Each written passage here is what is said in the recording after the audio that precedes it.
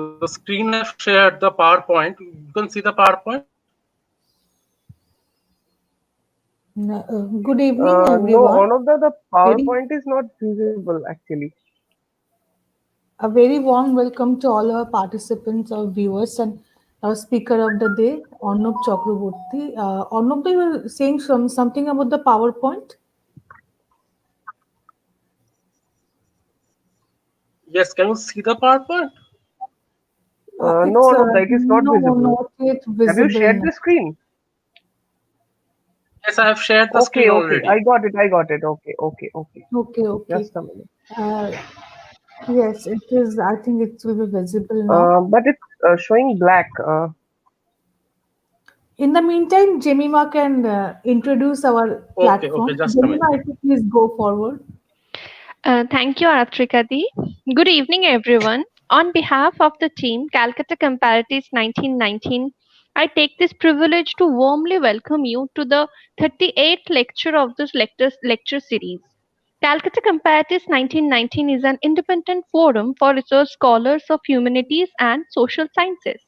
It carries the legacy of academic study of Indian languages and literatures envisioned by Sir Ashutosh Mukherjee and introduced in 1919 at the University of Calcutta.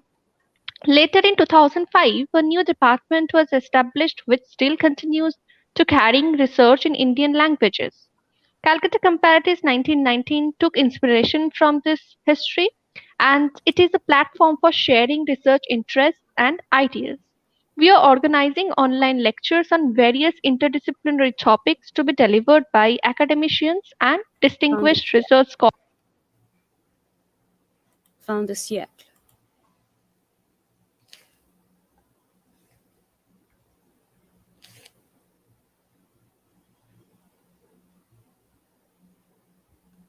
Take over the Jemima, mic. Yes, Aratrikadi. yes, thank you very much for this lovely introduction. Thank you so much. And now we'll introduce our speaker of the day, Arnab Chakraborty.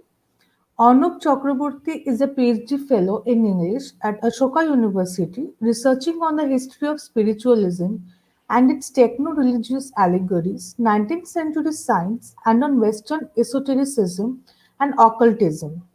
His work attempts to decode the semiotics of vision, opacity, and enchantment in the representation and spectacle of new technologies in the universal and colonial exhibitions and the epistemologies with which they contributed to the techno-religious allegories of spiritualism. Arnab Chakraborty has done his master's and graduation in English from Jadavpur University in Kolkata. Subsequently, he has worked in the private sector and has written numerous educational blogs and articles which have been published online. He is writing an article to be published by Palgrave and is also a graduate member of numerous scholarly associations related to his research interest. Presently, he is also writing for a few international conferences and has written over about 25 semester papers for his master's and PhD coursework, all of which is publishing ready. His research interests are in the long 19th century science, pseudo and weird sciences, and occultism.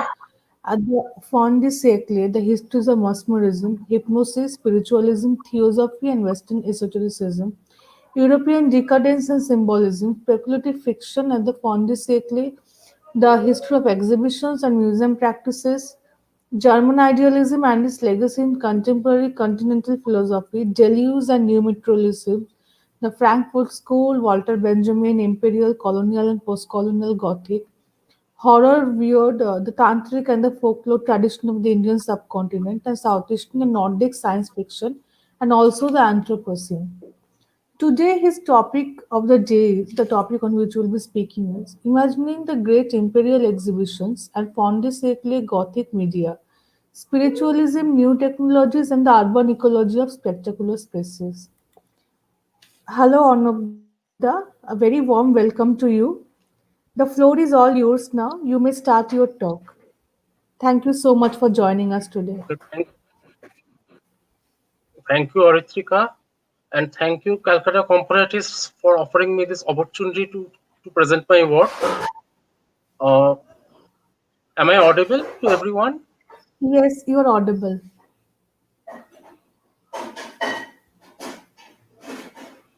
PowerPoint visible to all of you? Yes, Arnab. Is the PowerPoint visible to all of you? Yes, Arnab, the PowerPoint is visible now. Is the The PowerPoint power, visible to all of you? yes, the PowerPoint is visible. Okay. Oh, okay. Ananda, would you please Thank you, put the Ariti. PowerPoint slides in a full So, screen mode? Yes, Arnab, you can yes, start the slideshow one option. Then we can, it's in see in it will PowerPoint. adjust.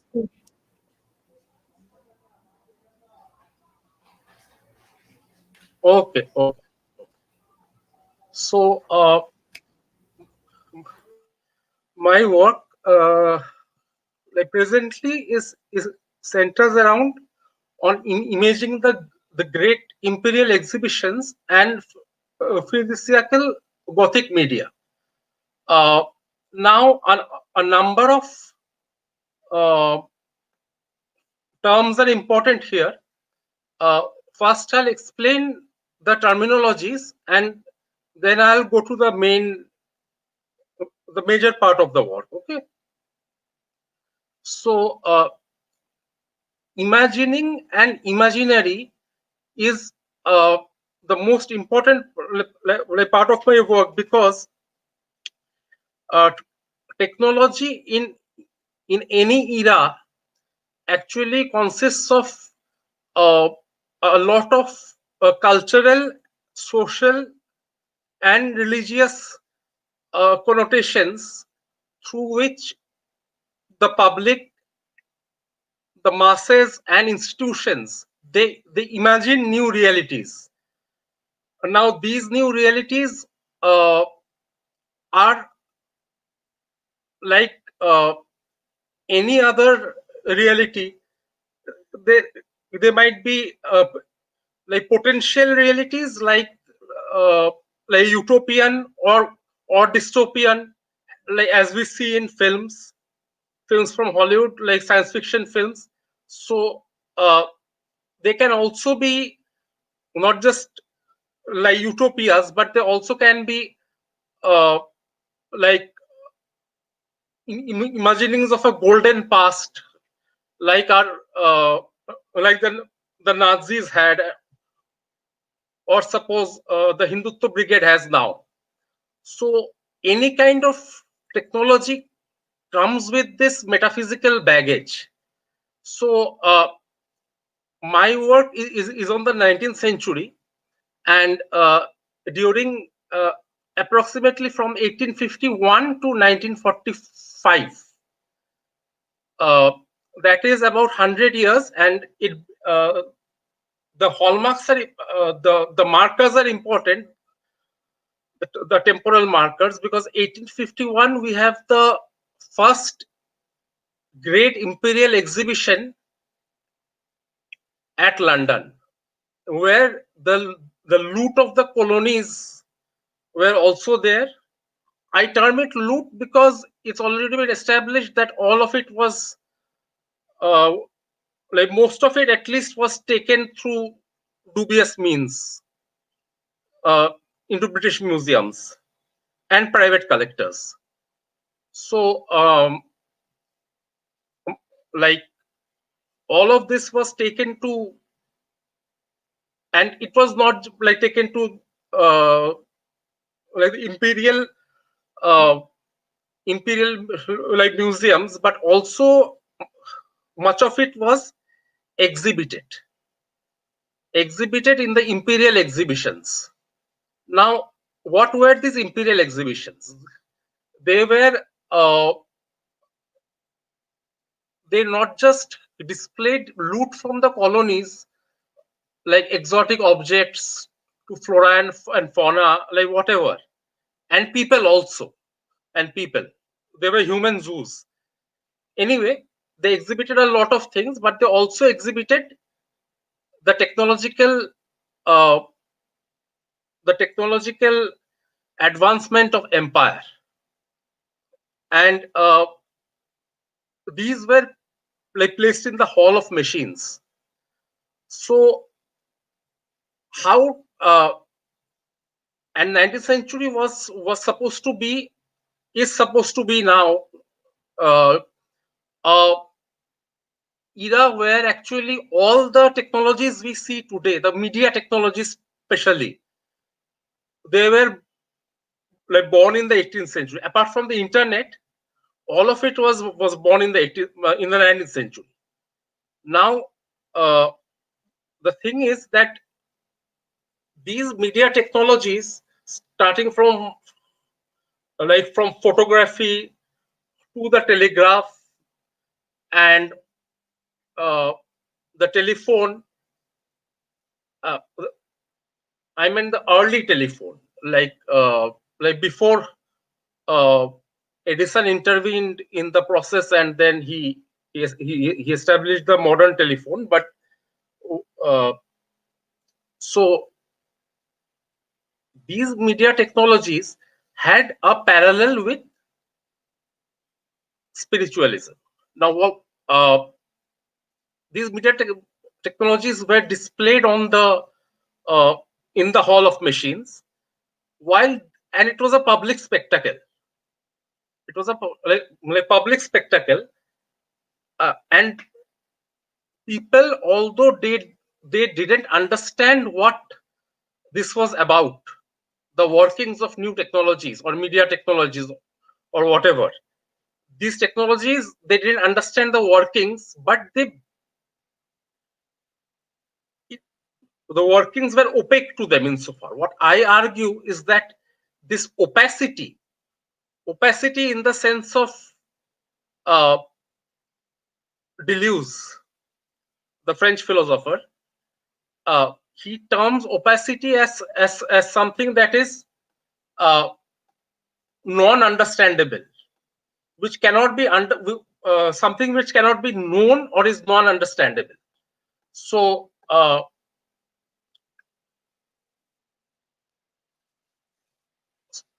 this that opacity is something that we don't is about something that we don't understand, uh, the workings of something or the structure and functions of something, some technology. uh, this opacity also creates a sense of wonder. The functions that the telegraph could perform, actually, the functions that the telegraph could perform, it could bridge the gap between the Atlantic. Like people could now hear from send messages from both sides of the Atlantic. So somehow it bridges space time, and people communicated to each other. Similarly, uh, in spiritualism, like what was spiritualism first? Let me explain. Spiritualism was started in 18 uh, from 1848 approximately, when uh, two sisters, the Fox sisters, uh, they heard spirit rappings in their. Apparently, they heard rappings in their house. Now they replied back with rappings, and then they established a communication with what they called spirits. So this started a, a sort of uh, communication craze across the Atlantic. The Fox sisters were American, but it spread to the British Empire, its colonies, and also in Europe, like mostly in France and Germany. But it also did spread to Eastern Europe, like later. But still, this entire craze with mediums and communicating with the dead becomes something that is the hallmark of esoteric movements in the latter half of the 19th century. Now what we see is that uh, a lot of media literature was generated regarding the imaginaries that surrounded this spiritualist movement. It was a cultural phenomena, so obviously there will be imaginaries. So a lot of uh, 19th century literature and early 20th century literature was on horror, spiritualist, and psychical phenomena. So one, I mentioned that emerging technologies had their imaginaries, and the other I have said that horror, spiritualist, psychical literature, occult literature were formed from the imaginaries of spiritualism. Not just spiritualism, but also movements like later movements like theosophy and mesmerism was already there, like from the late 18th century. Mesmerism was there, and then hypnosis had developed from mesmerism, and theories of animal magnetism. Now, all of these movements, they have their own histories. What I'm trying to show here, that these imaginaries of spiritualism and imaginaries of emerging technologies and media technologies had an intersection. This intersection is very important here because uh, this intersection is all about my work. Now, the intersection that I intend to capture and make an intervention in consists of the entanglement of the materiality of the Gothic spiritualist, technological, media, and communicative discourses as associated with the great colonial and universal exhibitions and the uniquely new spectacles, social correlations, and sociocultural imaginaries they engendered within and outside the psychogeographical ecosystems of the physical metropolis. Now, what I'm stating here is that these imaginaries of literature, Gothic, horror literature, occult and psychical literature, they uh,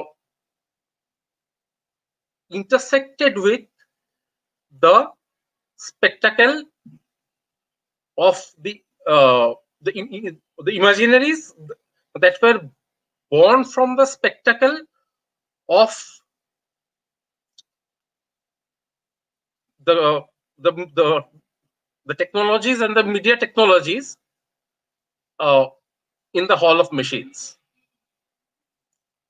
at the great imperial exhibitions. So it's not that the public was seeing this for the like reading horror literature for the first time. Horror literature had been there, and their imaginaries also had been there. All these have a history of their own. But the intersection that I am trying to capture, it consists of the imaginaries of this Gothic spiritualist and technological media and their techno-religious allegories. Now, what is this techno-religious allegory? Techno-religious allegories are uh, like when I talked about the telegraph and how it bridged the Atlantic. There is also something else about it. And this part is all about the imaginaries, because the spiritualists and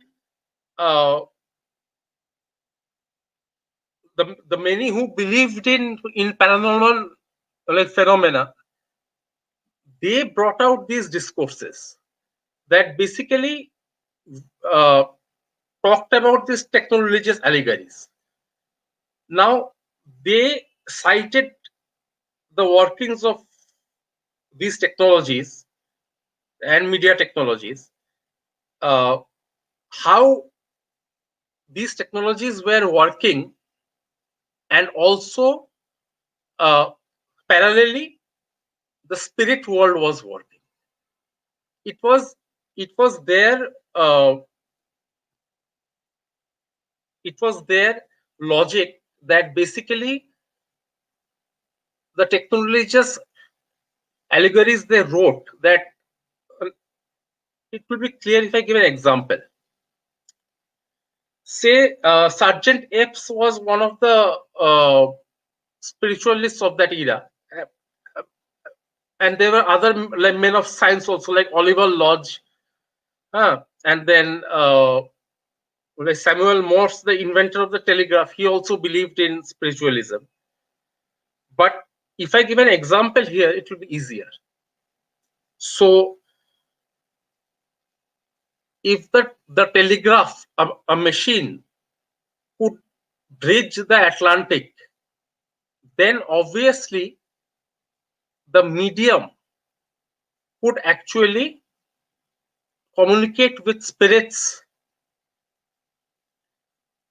from the other world. Now, the logic was that the other world and this world could be communicated and bridged through the human medium. Now, this kind of mediumship, that human beings could be doorways into other realities, and spirits could communicate through the human vessel. This part, uh, like it's an example that basically if the medium could communicate between uh, two realities, then obviously space-time between the Atlantic could also be bridged. So accordingly, these became like techno-religious allegories, because science was the spiritualists were using science to justify science and technology to justify the workings of spiritualism, of the spirit world, and the spirit, and the same people were using the spirit world to justify the workings of science and technology. So apparently they were scienticizing the esoteric and the spiritual. So something that is inner, something that relates to our consciousness, that is being validated by something outer, something objective, something very scientific. So these parallels were being made. Now, these parallels were being made on a massive scale. That basically, uh, these technologies allegories were being used also to bring about an re-enchantment of the world. We have to remember that in the 1850s, that Freud, Darwin, Marx, all of them had made their appearance, like with their like treatises that actually were remaking like modernity. Freud attacked the family, that the family system itself is the root cause of violence towards the outer world, and also violence inside the family. Darwin, he attacked evolution and creation. He attacked like creationism, and he his theory was of evolution. And Marx, obviously, he attacked the state. So the centrality of the human in the cosmos, it was losing to these discourses, the centrality of the human. Now, as this and the importance of religion and spirituality were decreasing at that time, at least to many people, to many institutions, to many people. And the major philosophy of the age was agnosticism. Now, agnosticism is about not knowing. That agnosticism is about that basically uh, it doesn't depend on the Gnostic or from divine revelation. So it is a kind of philosophy that doesn't depend on divine revelations for like formulating knowledge.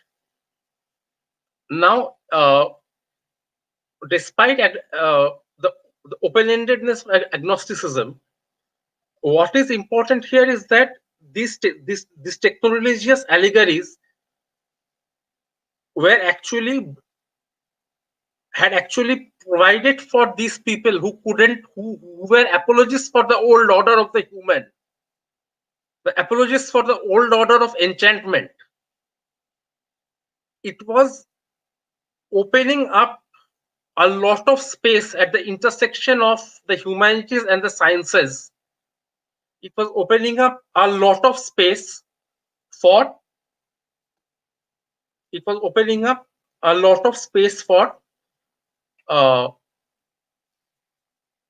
re-enchantment, that there is a spirit world, that there are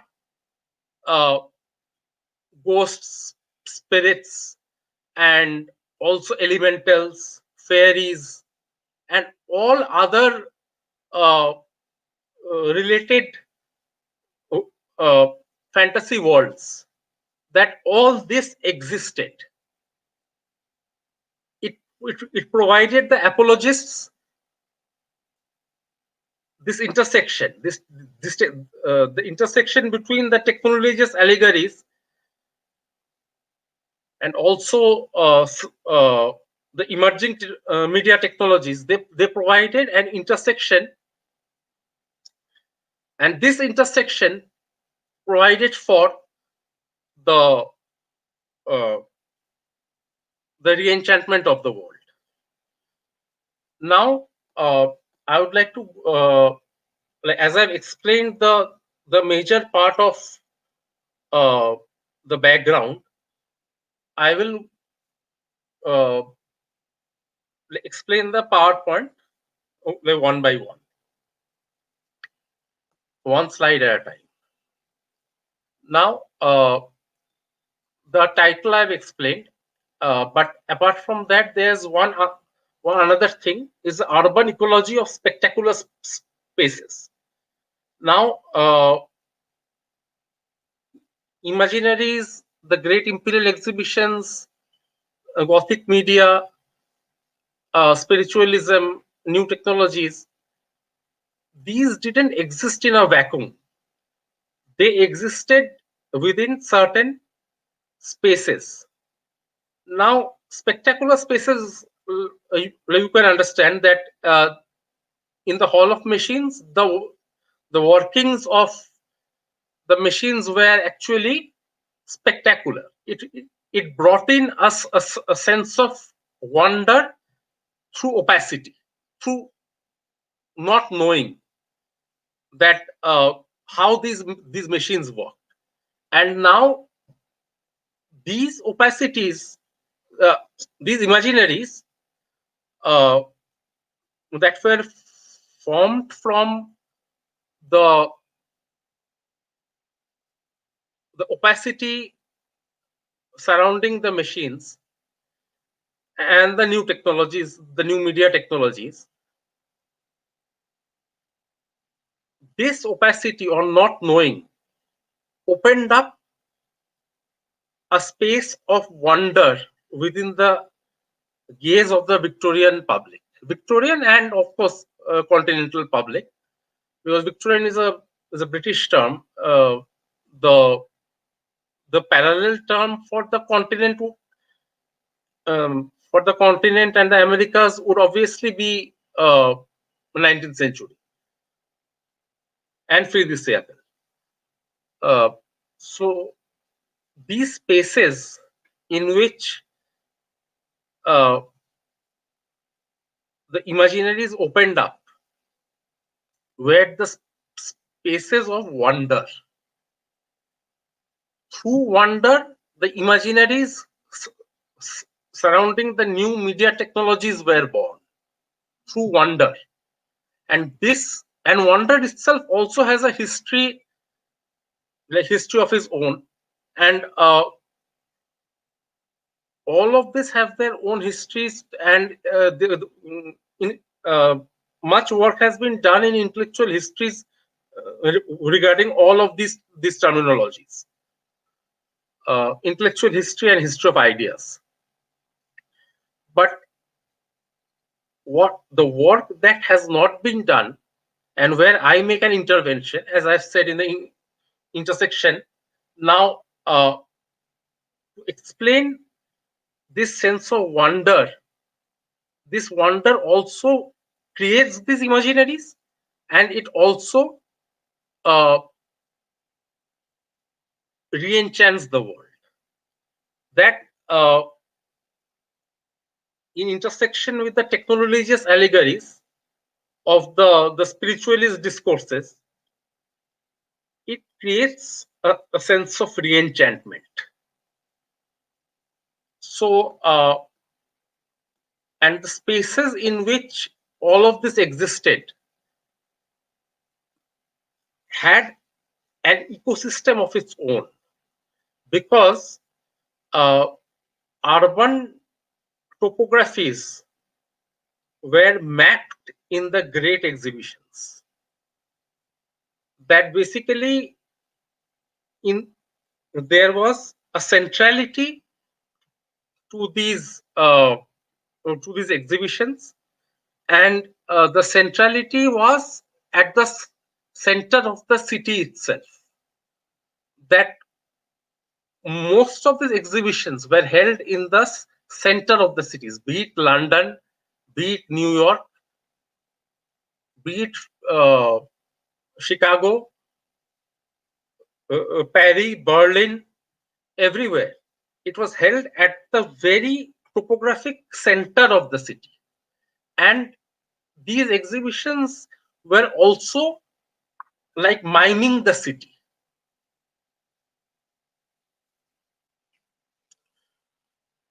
These exhibitions were also like miming the city. Now, what do I mean by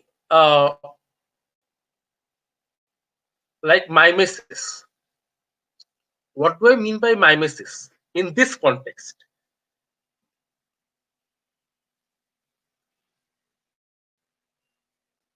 Uh, in this context, I would say that mimesis is related to enframing and representation. Now, there has been work done on this by Timothy Mitchell and many others, that the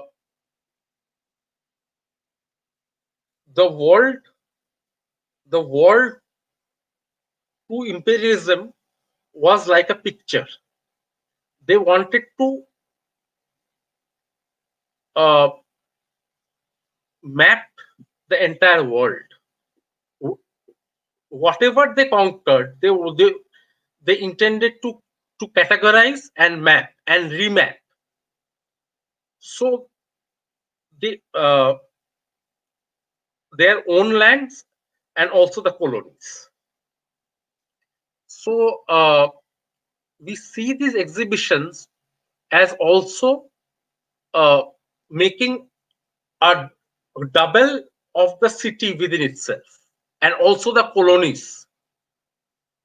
So how did they map it?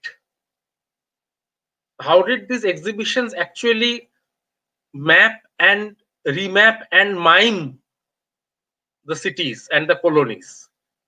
They did it through architecture and surveying. Uh, all of the great exhibitions were set according to scale. Set according to scale of the imperial centers of the world, and also the parts of the exhibition where the colonies were, like the loot from the colonies. All these spaces were set according to certain scales, and scales insofar that they were highly accurate, and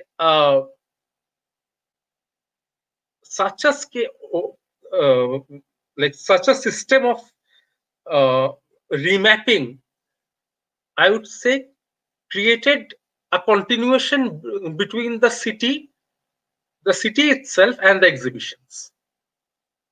So the private spaces of spiritualism uh, in the medium's parlor, in the seances, it becomes a sort of uh, it creates a sort of uh, like parallel with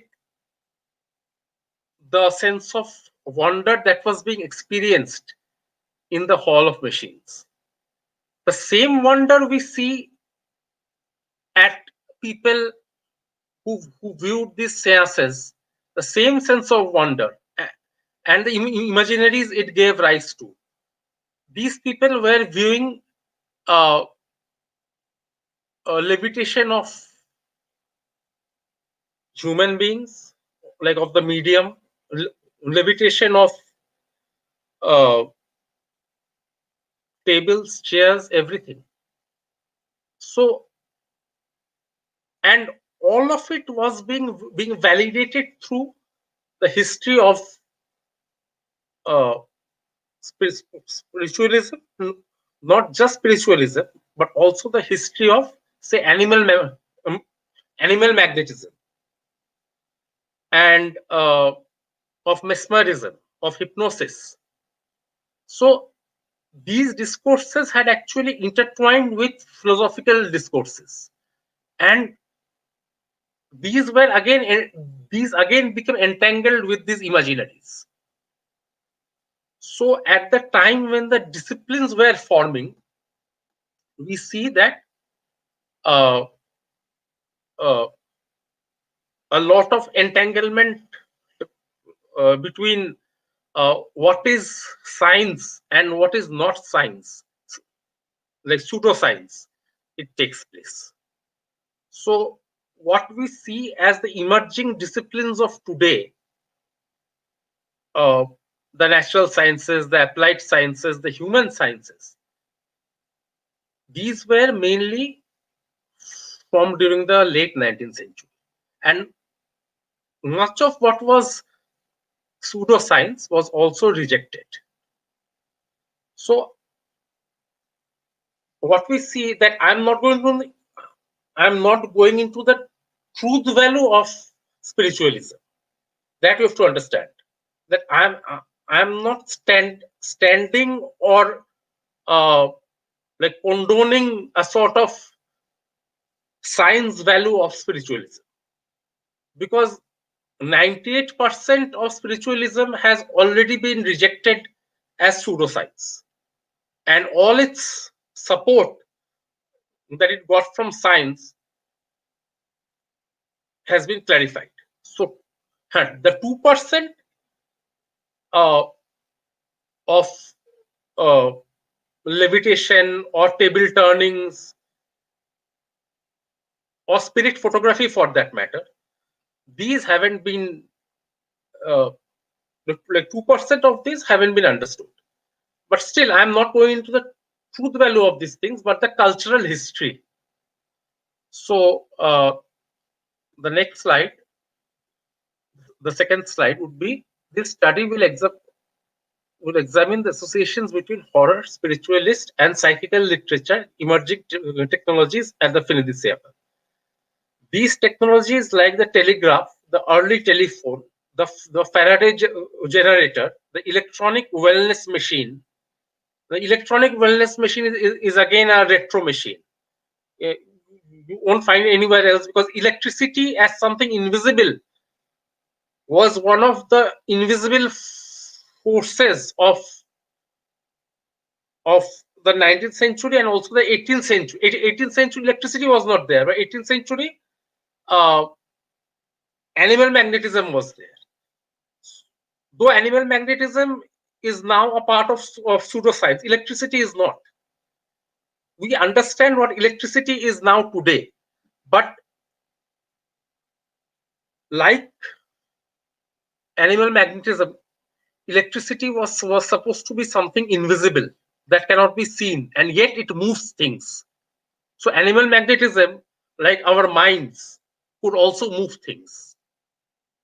Now these were again the technologious allegories that kept justifying science, and science, many men of science, they kept justifying spiritualism. So the electronic wellness machine and various other strange uses of electricity will be examined through a new materialist hermeneutics of their opacity, as they were displayed in the industrial sectors of the universal and colonial exhibitions. So I have not arrived at the intersection yet, but here I will. Now, the Imperial Exhibitions and the opaque objects. As you can see that the telegraph is there, the Faraday generator, the early photographic machine, the early camera. This is the early camera which required like many people to move it. Then exhibition of humans at human zoos, and also exotic objects from the colonies. And these were the exhibitions. So I mentioned what the exhibitions are. So next, it will be opacity and the opaque objects. So here I have explained what the opaque objects are. So and why these objects are opaque, I've already mentioned, but here is a part of it. So I will just go into that. The opacity of the objects. So this is about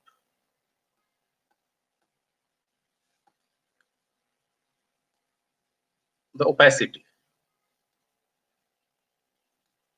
Just a minute.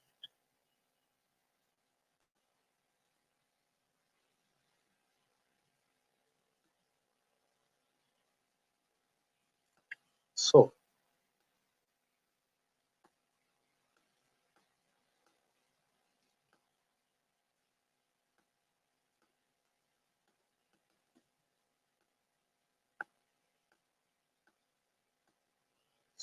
I was talking about this intersection, and as I've explained what the intersection is about, uh, I have to explain a bit more about opacity.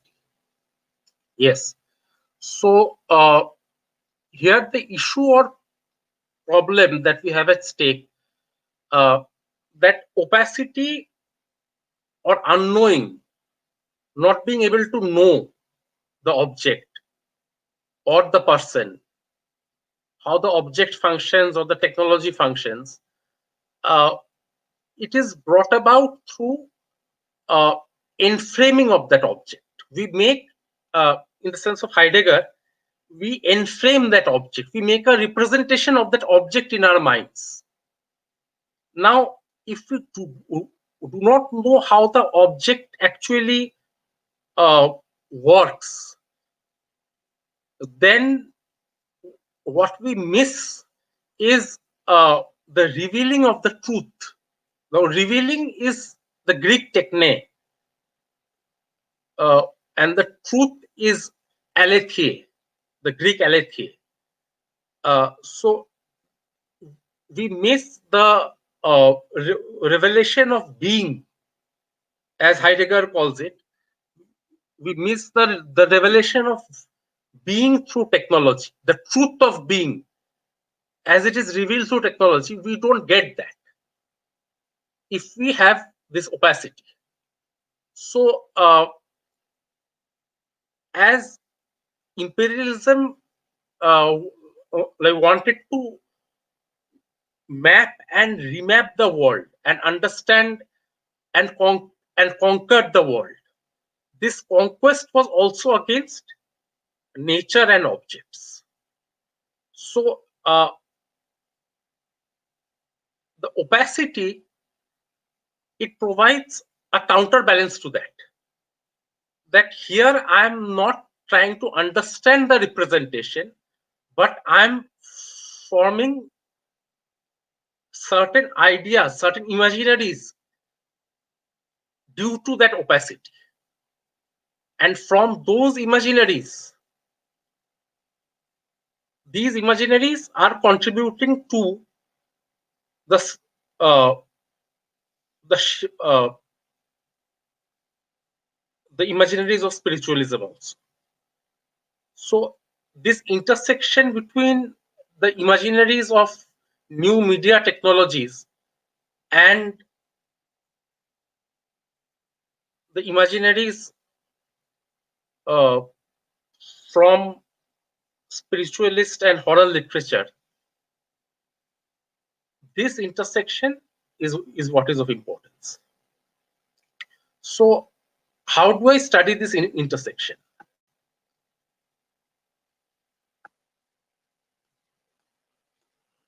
Next slide.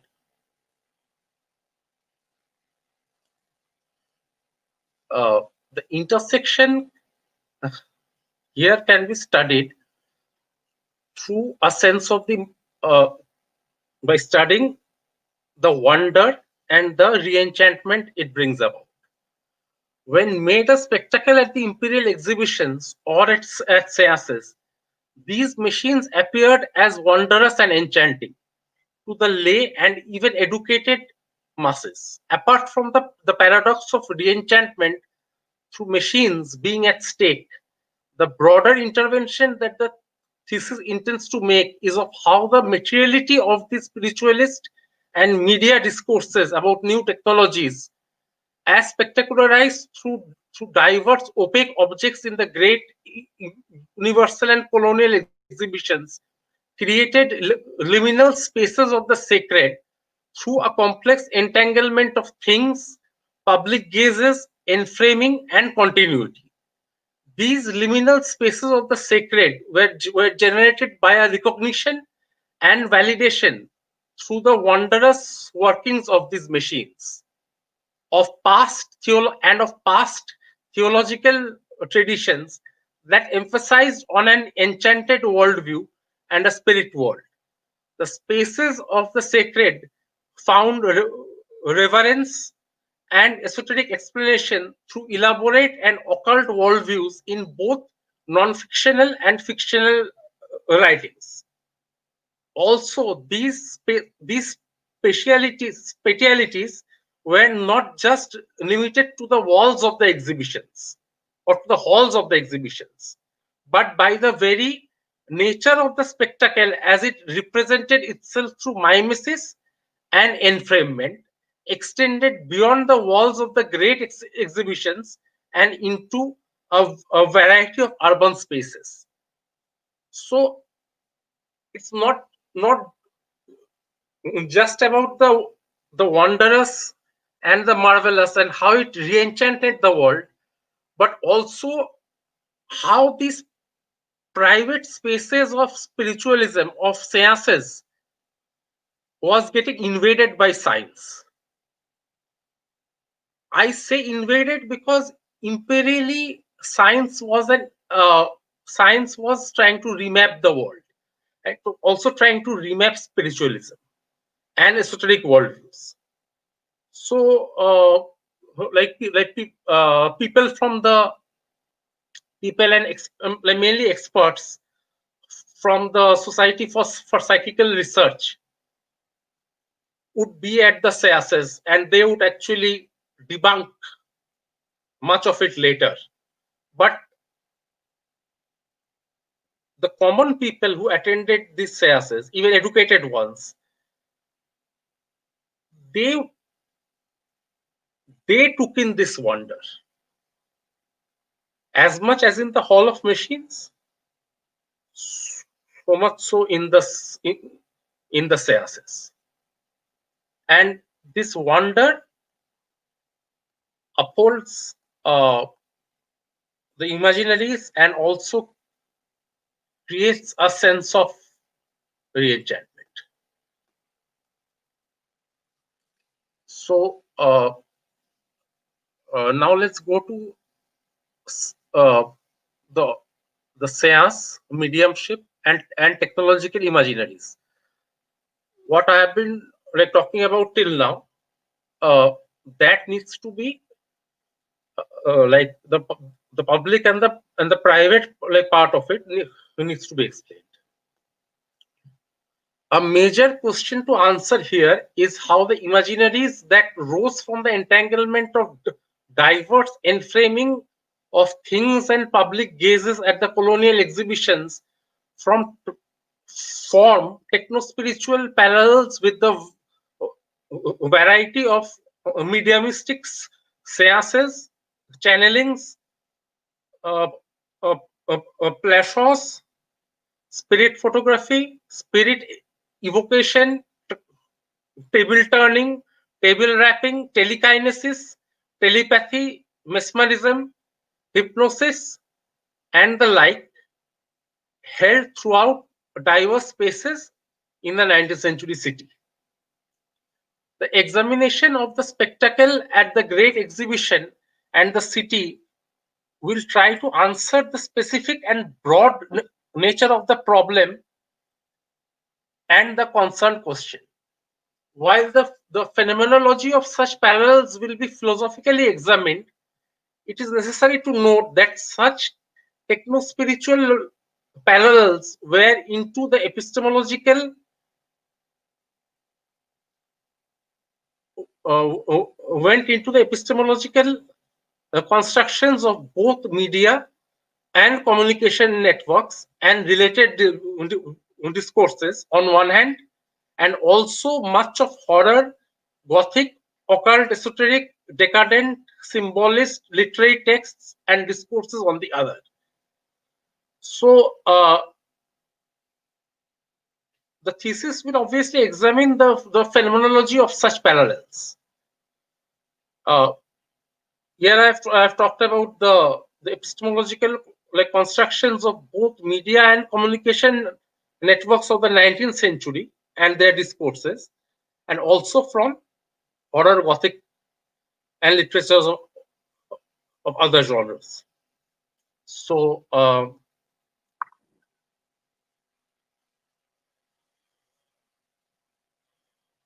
while a diverse variety of literary, philosophical, occult, esoteric, and scientific media communication texts will be examined, and now I'm coming to the stakes of the argument. The stakes lie as much as in explaining the nature of the virtuality and transcendental nature of media and communication technologies in the long 19th century, as in excavating an alternate genealogy and epistemology of modernity based on the phenomenology of affect, wonder, and re-enchantment as elicited through the intersection of the above texts and discourses with the imaginaries of the public gaze in the Great Exhibitions. So, so as I said earlier, the imaginaries of the machines, the workings of the machines like in the great exhibitions, and from literature, this intersection, uh, the stakes of it lie in an alternate genealogy and epistemology of modernity. So what I'm trying to say here, I'm trying to say that basically uh, modernity, the like what we know about modernity, the discourse through its discourses, is deeply hegemonic. Hegemonic in the sense it's hegemonic from science, scienticization, objectification. That basically we are somehow distanced from nature, and it's a disenchanted world, a material world that that basically there's nothing apart from matter, and it's the workings of matter and technology that we have to understand for a better understanding of modernity. Against this discourse, I'm trying to, or this history rather, historical discourse, I'm trying to formulate, or it's already been in the process of being formulated, and I just want to contribute to that, uh, an alternative genealogy and epistemology of modernity, new ways of knowing, like that is the thing, new ways of knowing, that the sense of wonder and the sense of reenchantment. There has been works on reenchantment, but on wonder, like wondering at the great exhibitions, and also the like horror Gothic literature, at, at the intersection of these, wonder that lies at the intersection of this, knowing through wonder and creating spaces of the sacred, is actually like what I intend to examine. So next slide. So what is the theory I'm going to use for this? Theoretical position and hypothesis. The provisional position taken by the thesis to solve the problem and answer the major question of the thesis is both archival and theoretical in its breadth and scope. The answers to both the problem of representation and the major question regarding various associations and entanglements are relational spatiality and the paradox of modernity itself, respectively.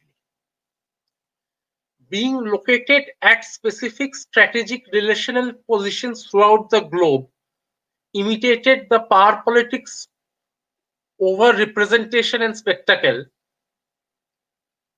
while only through the historical contradictions of modernity is the question regarding discursive and correlational associations and entanglements answered.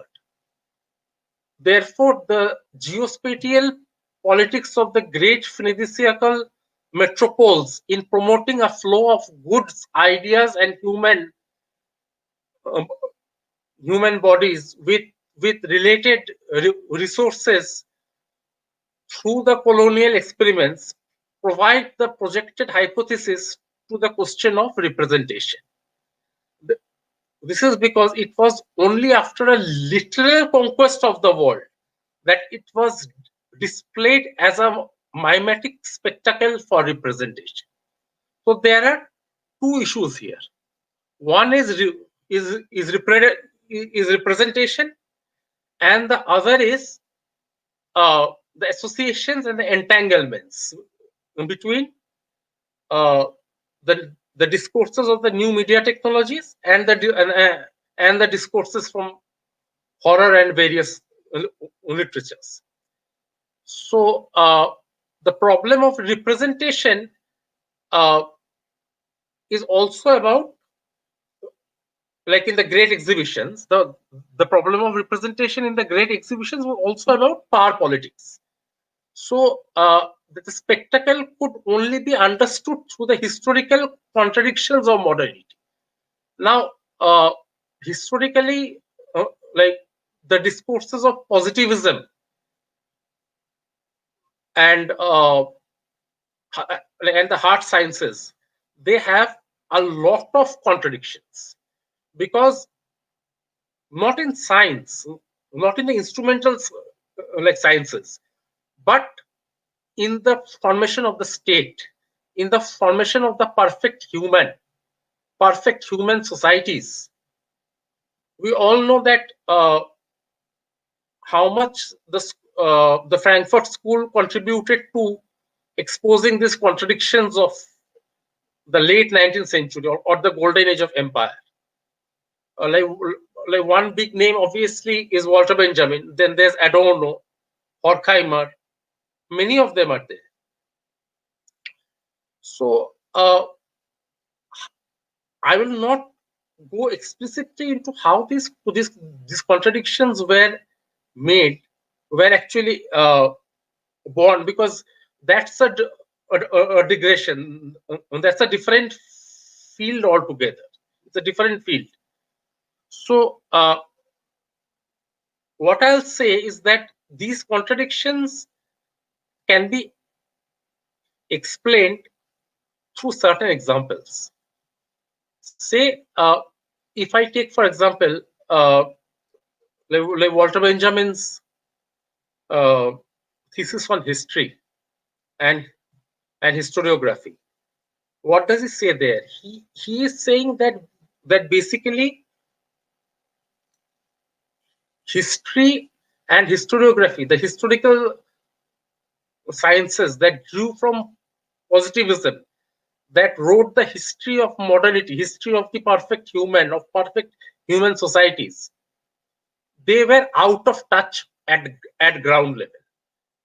Where in the Arcades project of Walter Benjamin, we see that he is referring to the arcades as the very site of these the facile nature of this contradictory discourses of modernity. Why are they facile?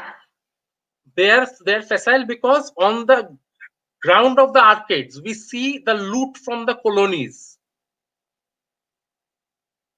the artifacts of the colonies. We see human zoos in the great exhibitions.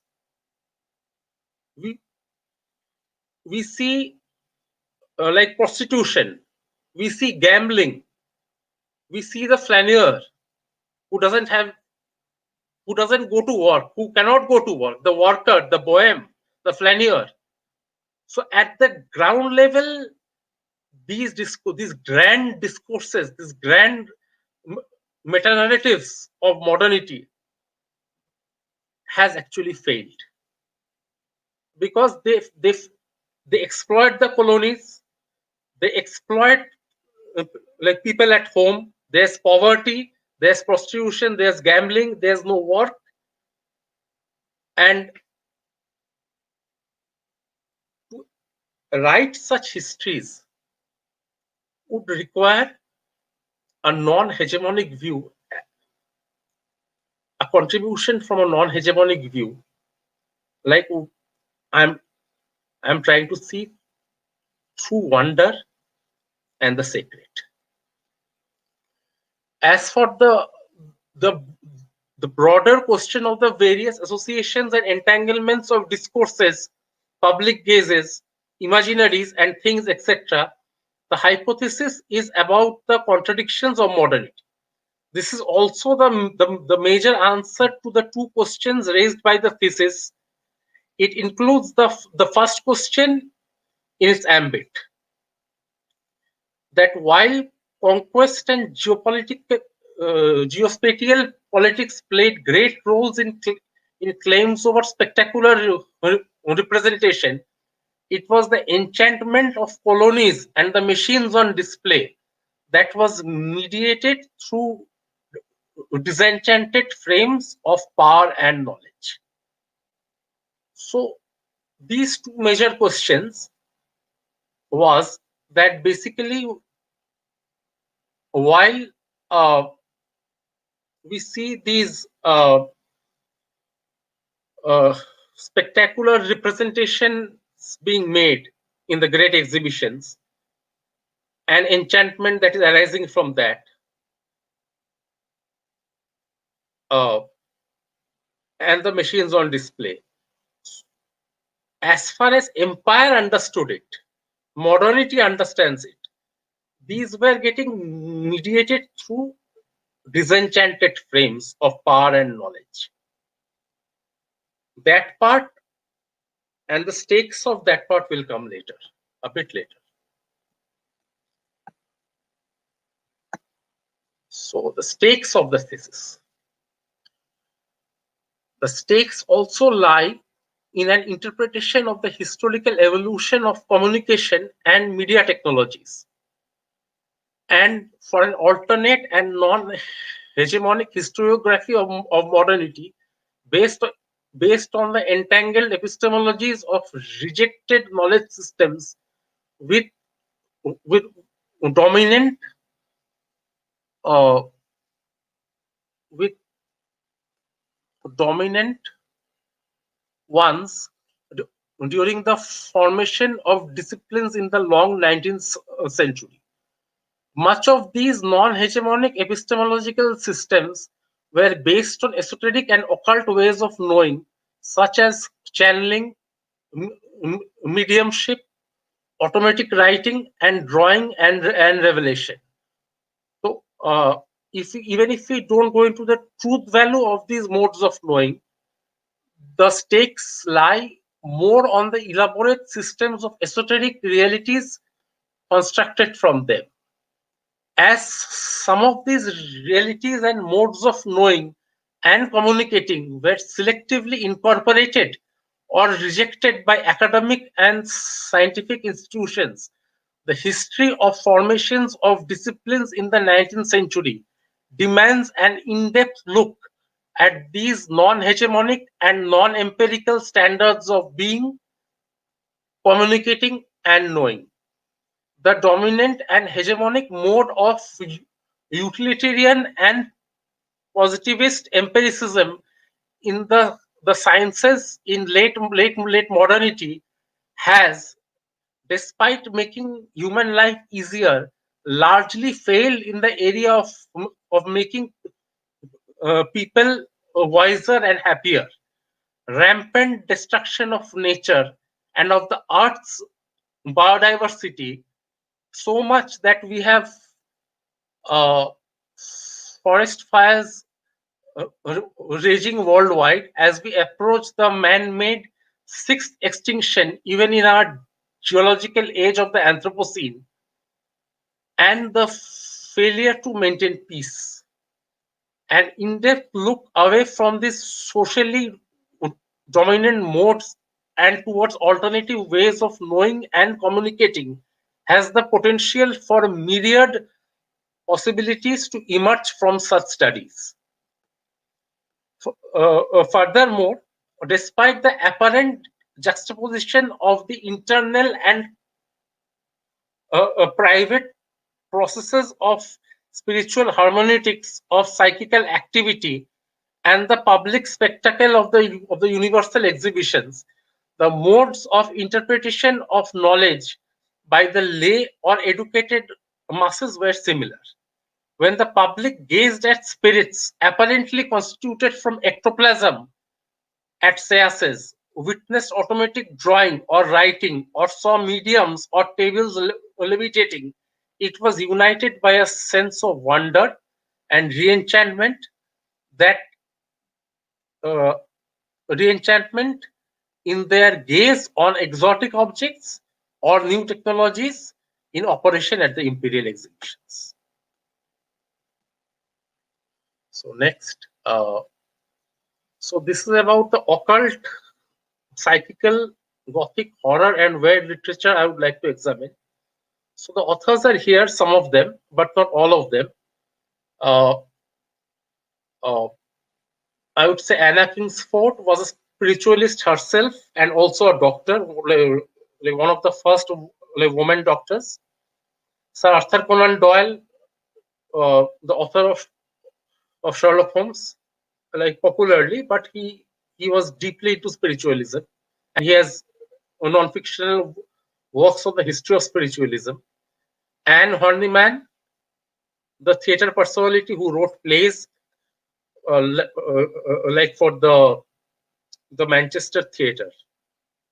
She was Irish, and she apparently, in her spiritualist seances, she traveled out of her body into different like planets, and she gives detailed uh, views of what she saw in her travels, in her astral travels.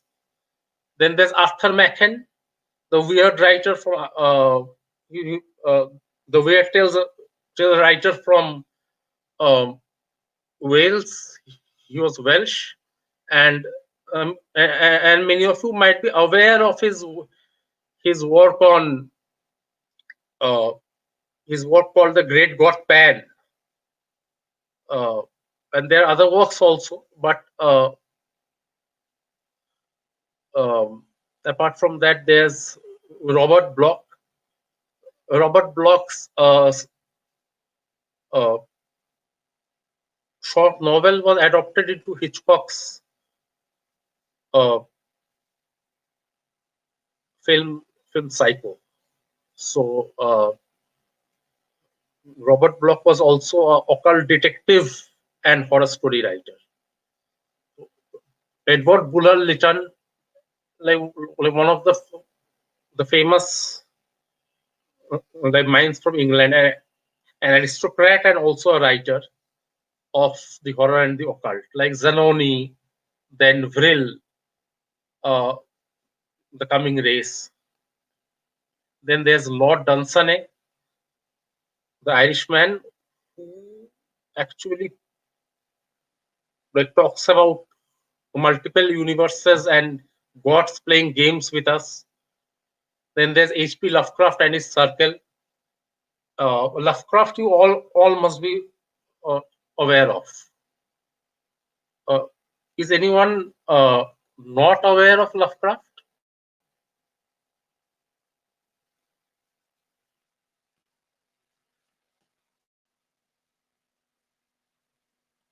Anyone?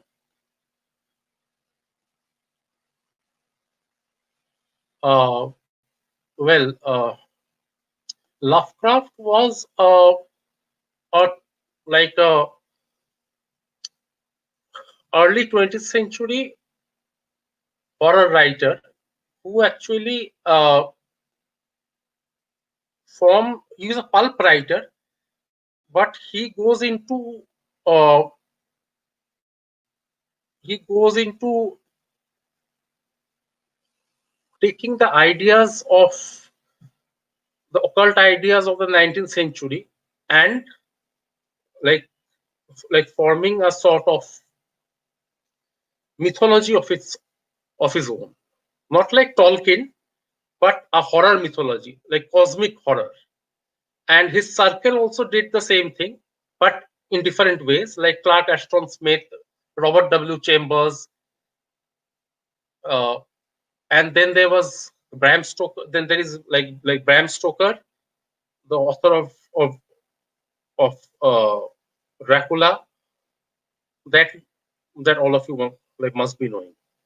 And he wrote other tales also, like the Lair of the White Worm, and he wrote on Ireland, like horror stories from Ireland. He was Irish also. M.R. James, M.P. Shield. Like if I give an introduction to each of them, it will take a lot of time. So I'm just turtling it here. M.P. Shield, Richard Marsh, H.G. Wells, Oliver Lodge, who was a scientist again. and Arthur Russell Wallace, a scientist and the main collaborator of Darwin, Sergeant Epps, Theodore Flournoy, a psychiatrist, and he was influenced by Freud and influenced Jung also. Honoré de Balzac, a writer, George Rodenbach, a writer, Belgian, Guy de Maupassant, Joris Karl Huysmans, a French writer, uh, René Guénon, Gabriel de Lautrec, Jean Lorrain, Catulle Mendes, Jane de la Vaudère, E.T.A. Hoffman, Alfred Kubin, Gustav Merrick, and a few others.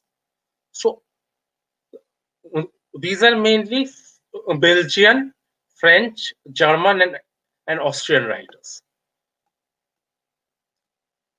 So, and there are possibilities for a select number of essays on a variety of topics, especially ways of perceiving, sensing, and communicating in between the Siècle Europe and America to the philosophical hermeneutics of newly emergent technologies. So much work is being done in this field, especially esoteric technologies, esoteric media technologies, that is, and like the early photograph, the daguerreotype, all of this. So, okay, so now I have the questions. Aditi Das Khan, she says that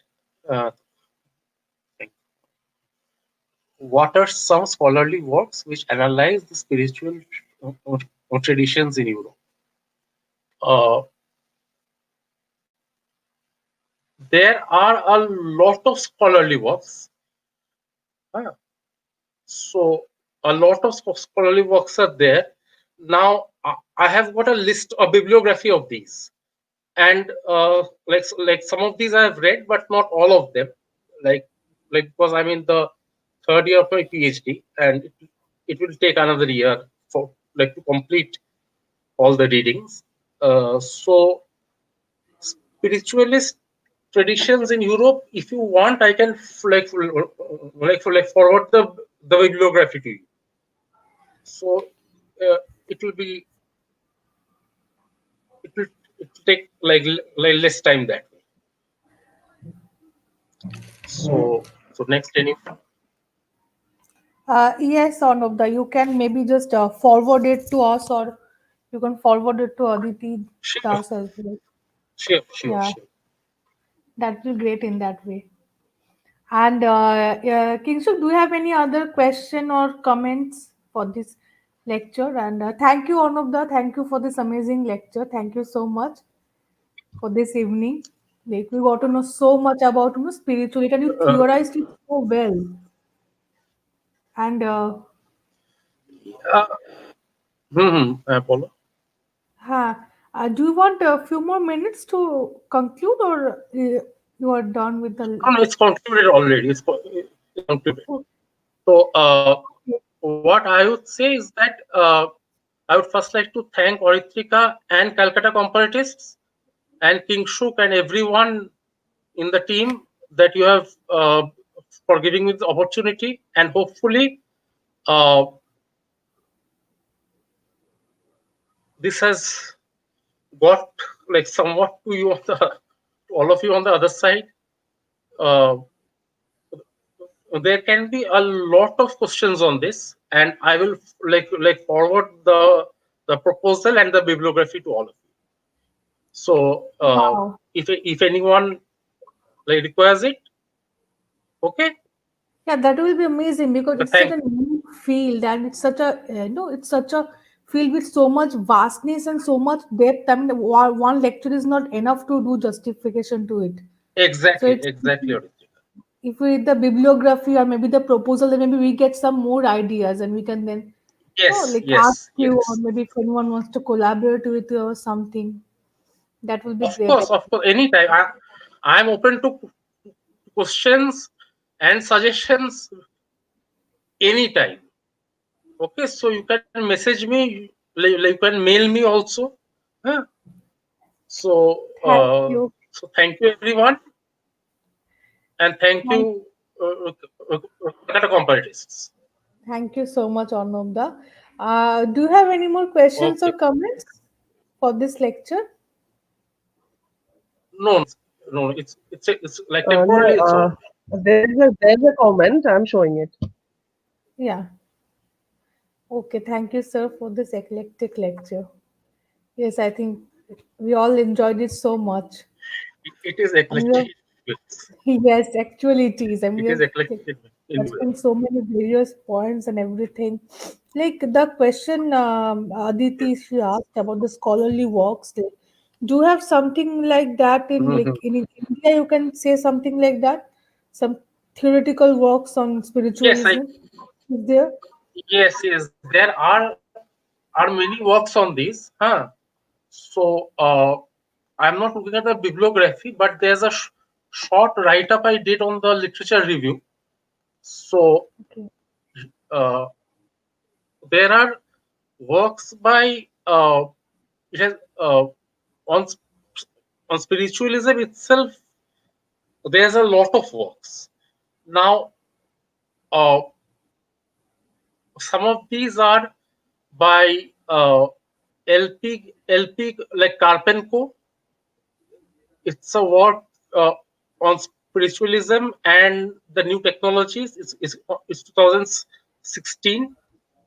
It was Okay. like published in 2016. Then uh, T. Contu and others on spiritualism.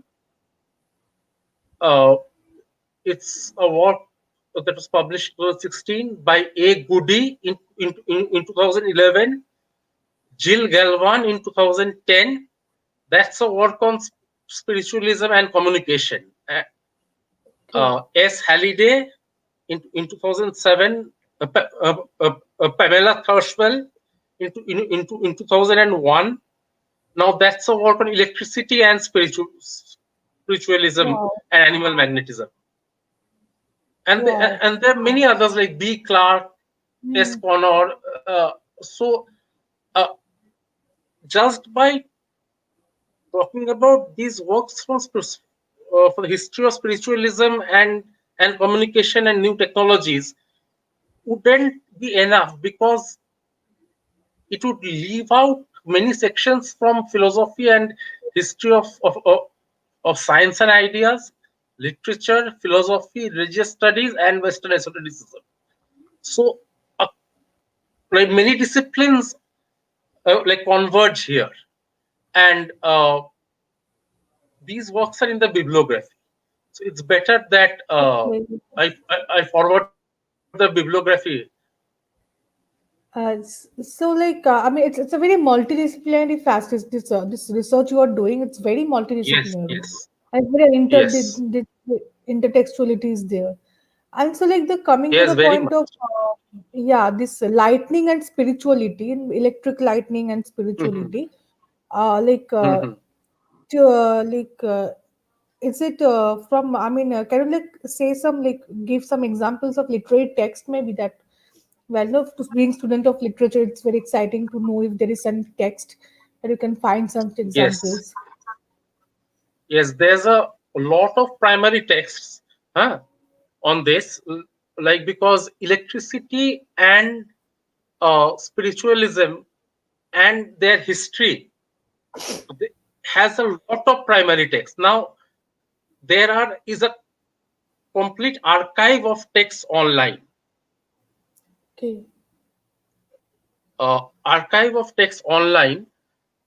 It is. I- I'll forward the website address. It's within the Creative Commons, so one doesn't have to like.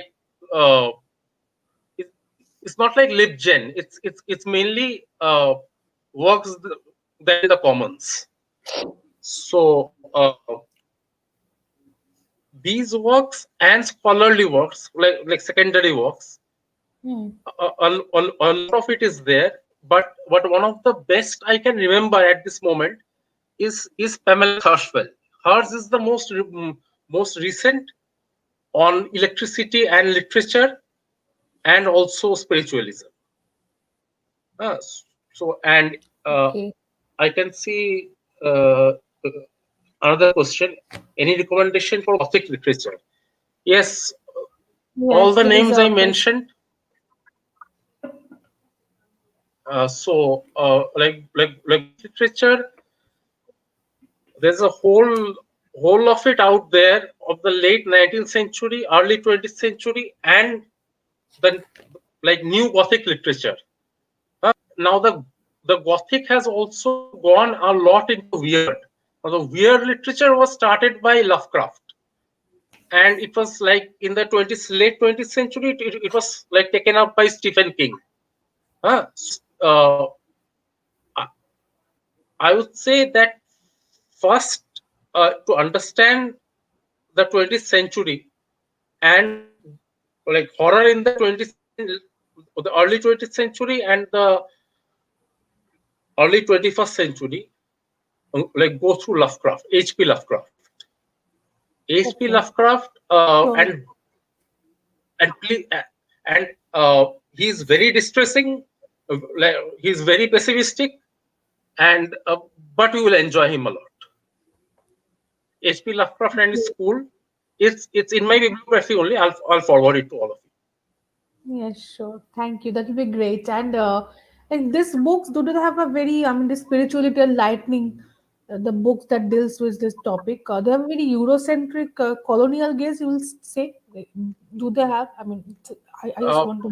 no. Actually, the Eurocentric colonial gaze comes up in a few later writings, like that are more recent.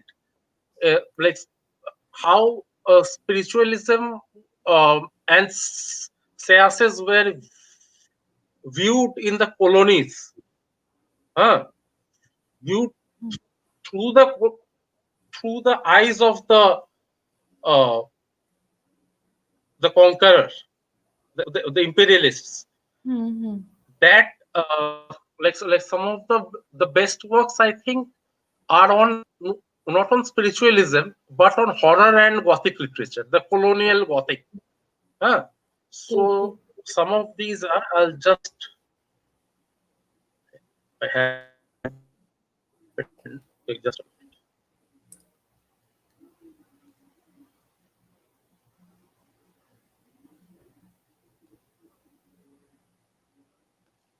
just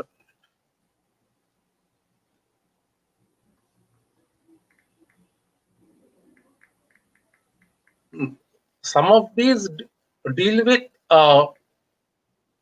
like histories of tantrism, Indian demonology, like the inverted like pantheon.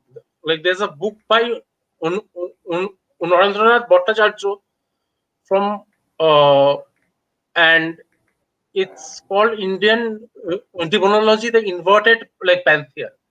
That is at least free from the colonial gaze, but something that talks also of the colonial gaze is Kiss of the Yogini, Tantric Sex in its South Asian Context by David Gordon White. Then there are other works called Religion and the Subtle Body in Asia and the West, Between Mind and Body. J. Johnston and uh, Jeffrey Samuel. Then there are other works also like on Kali and Tantrism, like Indian goddesses. But spiritualism and the colonial gaze, like spirituality as it was there in the colonies, and how uh, the the conquerors, the imperialists, they gazed at us, they viewed us. There are primary texts on this, but not secondary texts. Such work is still to come. Okay. Okay. Yeah, So yeah, thank you thank you, everyone. Anuradha. Thank you so much for this evening. And like you will obviously just forward your proposal and bibliography, and maybe we can share it with our viewers or Sure, sure, participants. sure. Yeah, thank you. So, Mm. like, if anyone has any more questions, they can write in the chat box, and maybe we can forward Yes, it to yes. Cornova later on. Thank you so Yes, much, you can mail everyone. me also. Yes, Cornova, maybe you can share your mail ID, and they can Yes, yes. participants can mail you as Yes. well. Okay, okay. My email ID is, if anyone wants to ask further questions and wants my the bibliography and the paper, that is ACHAKRA, all small, 010 at the rate of gmail.com. ACHAKRA 010 at the rate of gmail.com. Okay, Okay. thank you. And thank you so Okay. much for this evening. And thanks Good. to all our participants for joining us today. And thank you, Anubda, once Yes. again for this illuminating lecture and obviously this eclectic lecture. And yeah, we'll call it a night today. So, good night, everyone. And our next lecture is on the 6th of December. And you'll get more updates on our Facebook, WhatsApp, Twitter page accounts. And thank you so much. Thank you, Anubda. Thank you. Thank you everyone.